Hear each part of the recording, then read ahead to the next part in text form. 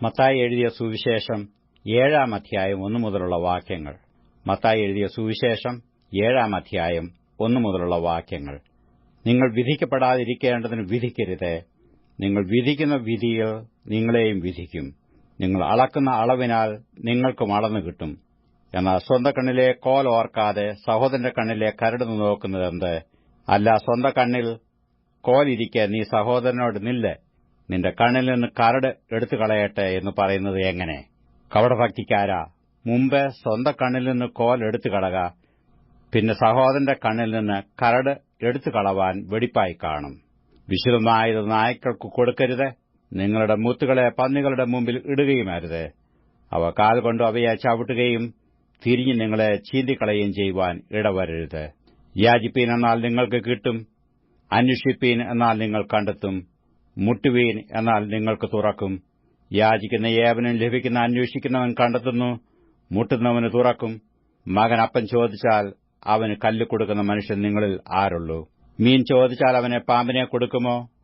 അങ്ങനെ ദോഷികളായ നിങ്ങൾ നിങ്ങളുടെ മക്കൾക്ക് നല്ല ദാനങ്ങളെ കൊടുപ്പാൻ അറിയുന്നുവെങ്കിൽ സ്വർഗ്ഗസ്ഥനായ നിങ്ങളുടെ പിതാവ് തന്നോട് യാചിക്കുന്നവർക്ക് നന്മ എത്രയധികം കൊടുക്കും. മനുഷ്യർ നിങ്ങൾക്ക് ചെയ്യണമെന്ന് നിങ്ങൾ ഇച്ഛിക്കുന്നതൊക്കെയും നിങ്ങൾ അവർക്കും ചെയ്യുവീൻ. ന്യായപ്രമാണവും പ്രവാചകന്മാരും ഇതുതന്നെ. ഇടുക്കുവാതിലൂടെ അകത്തു കടപ്പീൻ. നാശത്തിലേക്ക് പോകുന്ന വാതിൽ വീതിയുള്ളതും വഴി വിശാലവും അതിൽ കൂടി കടക്കുന്നവർ അനേകരുമാകുന്നു.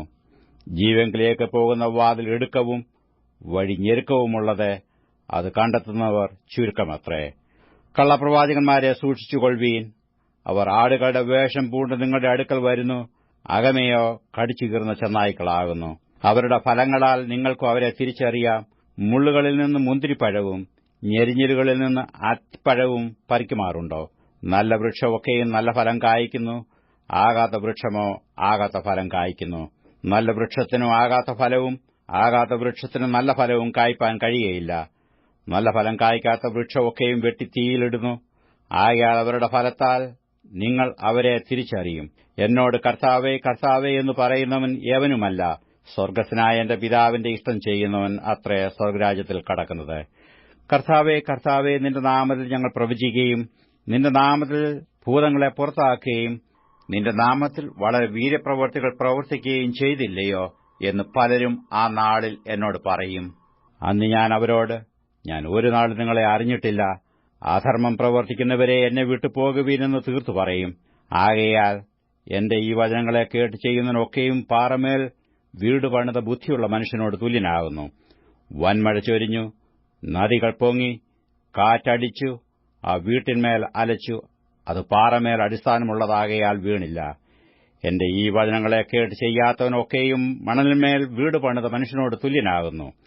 വൻമഴ ചൊരിഞ്ഞു, നദികൾ പൊങ്ങി, കാറ്റടിച്ചു, ആ വീട്ടിന്മേൽ അലച്ചു. അത് വീണു, അതിന്റെ വീഴ്ച വലിയതായിരുന്നു. ഈ വചനങ്ങളെ യേശു പറഞ്ഞു തീർന്നപ്പോൾ പുരുഷാരോ അവന്റെ ഉപദേശത്തിൽ വിസ്മയിച്ചു. അവരുടെ ശാസ്ത്രിമാരെ പോലെയല്ല, അധികാരമുള്ളവനായിട്ടത്രേ അവൻ അവരോട് ഉപദേശിച്ചത്.